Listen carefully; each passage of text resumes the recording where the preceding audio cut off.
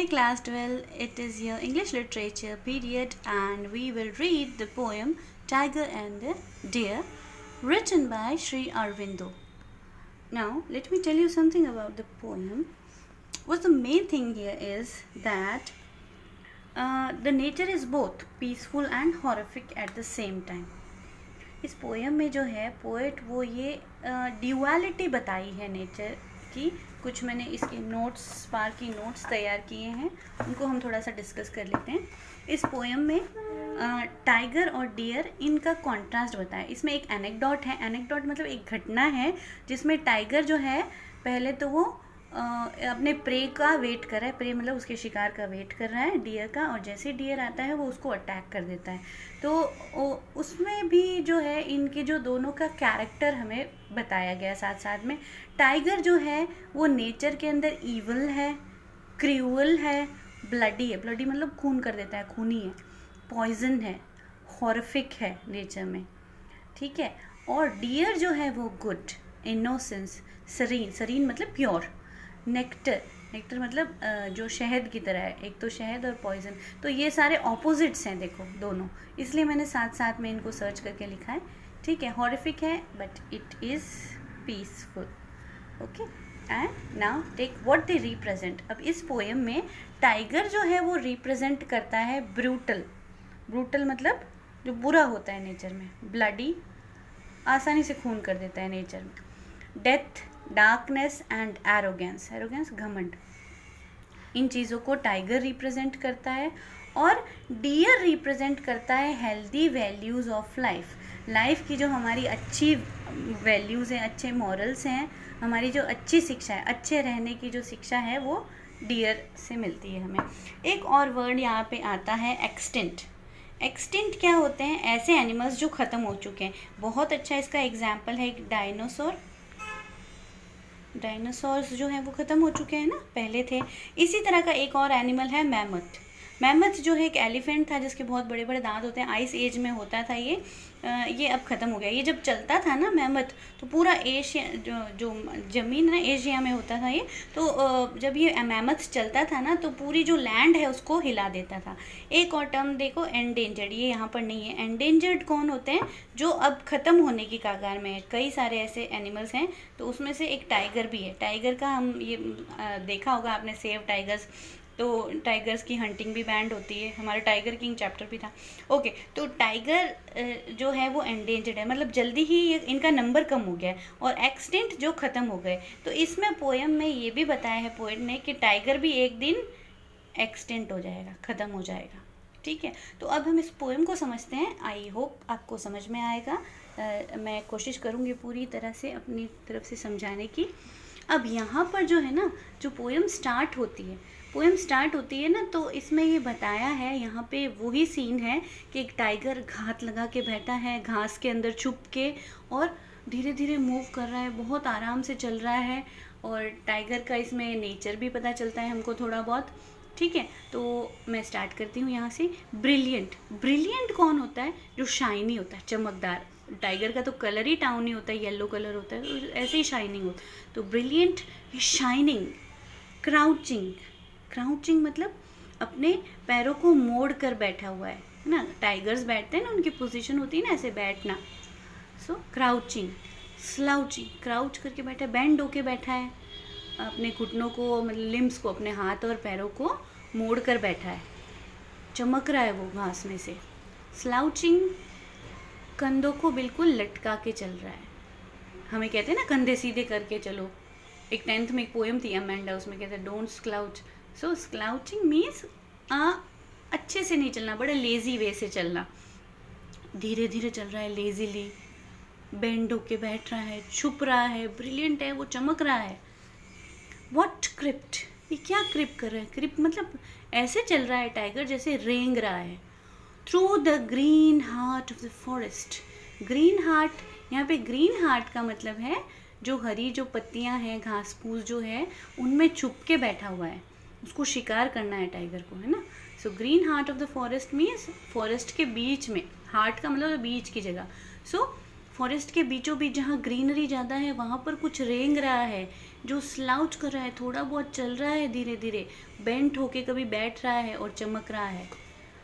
Eyes gleaming, आंखें भी चमक रही है। तो ग्लीमिंग ब्रिलियंट, इनका मतलब चमकना ही होता है ना। एंड माइटी चेस्ट, उसकी जो चेस्ट है वो बहुत माइटी है, बड़ी रोबीला सा चेस्ट है। सॉफ्ट साउंडलेस पॉज, पॉज मतलब जो शेर के जो पंजे होते हैं उनको कहते हैं पॉज। सॉफ्ट होते हैं, वो पैडेड होते हैं, बहुत सॉफ्ट होते हैं, आवाज़ नहीं करते। जैसे कैट चलती है ना, कैट के भी पैडेड होते हैं पॉज, तो आवाज़ नहीं आती चलने की, तो बड़े सॉफ्ट है उसके। साउंडलेस, आवाज़ नहीं करते, पैरों की आवाज़ नहीं करते, बड़े मैग्निफिसेंट तरीके से चलता है ये।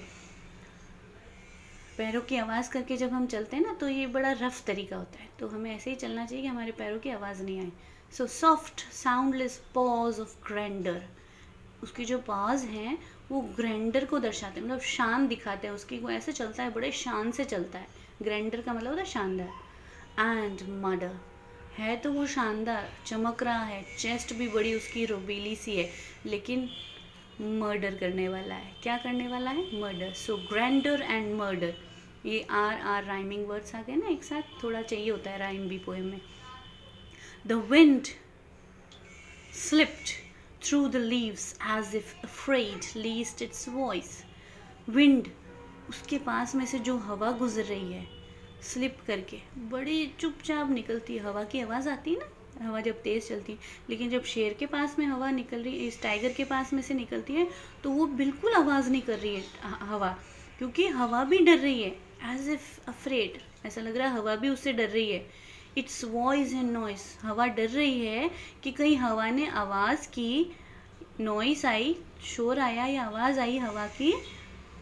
Of its steps perturb the pitiless splendour, तो अगर पैरों की आवाज़, ये स्टेप्स किसकी स्टेप्स हैं? विंड की स्टेप्स नहीं होती। यहाँ पे इसका मतलब है कि विंड जब चलेगी तो आवाज़ आ गई हवा की, तो उससे परटब, टर्ब मतलब टर्ब परटब, ट्रबल में डाल देना है ना, डिस्टर्ब कर देना। तो वो डिस्टर्ब कर सकती है हवा सोचती है अगर मेरी आवाज़ आ गई तो डिस्टर्ब हो जाएगा। कौन डिस्टर्ब हो जाएगा? टाइगर को यहाँ पे क्या गया? The pitiless Splendor. पिटीलेस मतलब जिसको दया नहीं आती, उसमें दया भाव नहीं है। पिटी का मतलब दया होता है ना। स्प्लेंडर मतलब ये शानदार जो चीज़ बैठी है, शानदार क्या चीज़ है? टाइगर। तो हवा को ऐसे लगता है कि अगर मेरी आवाज़ आ गई, वो डर रही है, मेरी आवाज़ आ गई, वॉइस आ गई, नॉइस आ गई, तो इससे परटर्ब हो जाएगा पिटीलेस स्प्लेंडर। इसके जो इसकी शान शौकत जो है, इसका जो मैग्निफिसेंट सी पिटीलेस जो चीज़ है, ये जो है डिस्टर्ब हो जाएगी। ठीक है, ये इंपॉर्टेंट लाइन है। समझ में नहीं आया तो आप मुझे कमेंट कर सकते हैं। हार्डली डेयरिंग टू ब्रीथ, वो पिटीलेस स्प्लेंडर जो ब्रीथ भी नहीं कर रहा है, सांस भी नहीं ले रहा है, क्योंकि वो अपने शिकार का वेट कर रहा है। वो मतलब सांस की भी आवाज़ नहीं कर रहा, बड़ा चुपचाप बैठा, उस पंजों की भी आवाज़ नहीं आ रही है। हार्डली डेयरिंग टू ब्रीथ, वो तो सांस की भी आवाज़ नहीं कर रहा है। But the great beast crouched and cramped, लेकिन ये जो बीस्ट है ये क्राउच कर रहा है। क्राउच करना, बैठता है, फिर धीरे से चलता है, फिर बैठता है, फिर धीरे से चलता है। Crouched and cramped, see alliteration. So crouched and cramped, बैठ रहा है, घात लगा रहा है, फिर थोड़ा सा चल रहा है, फिर बैठ रहा है, घात लगा रहा है और चल रहा है। एंड क्रैप्ड, रेंग कर चल रहा है। एंड क्राउच ना, समझ में आ गया। एट लास्ट टाइम नॉइसलेस फटाल, और जैसे ही वो पास में पहुंचता है शिकार के, नॉइसलेस, बिल्कुल आवाज़ नहीं करता है, और वो बहुत ही फटाल होता है, बहुत डेंजरस होता है, एकदम से झपट जाता है। Till suddenly death leaped on, तभी डेथ जो है वो घेर लेती है, झपट जाती है। लीप मतलब झपटना। डेथ झपट जाती है किसको? एक ब्यूटीफुल वाइल्ड डियर, एक सुंदर से वाइल्ड डियर पे। एज इट ड्रैंक, वो तो पानी पी रहा था, डियर को तो कुछ पता ही नहीं कि कोई उसका वेट कर रहा है उसको मारने के लिए। But the deer was just way innocent animal and he is drinking water from the pool near by.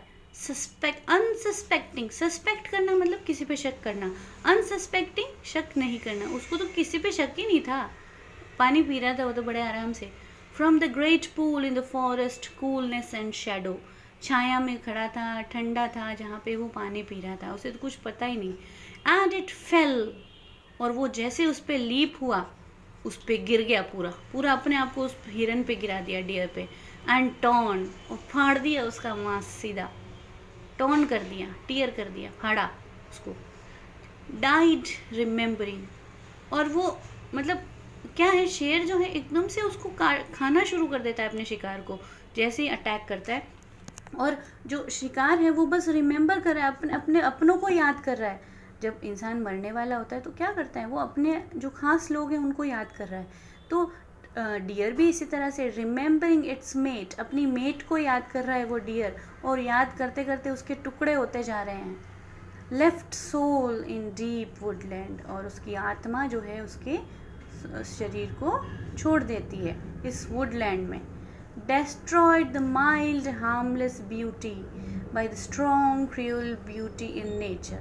अब यहाँ पे जो पोएट है वो दोनों को ब्यूटी कह रहा है। ये तो हार्मलेस ब्यूटी तो है टाइगर, और क्रियोल ब्यूटी है, नहीं, हार्मलेस ब्यूटी तो है डियर, और creole beauty tiger.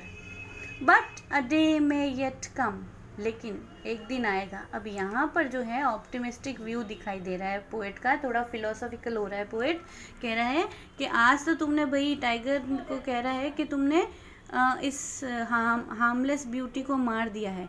But a day में कम, लेकिन एक दिन ऐसा आएगा, when the tiger crouches and leaps no more, जिस दिन टाइगर होंगे ही नहीं,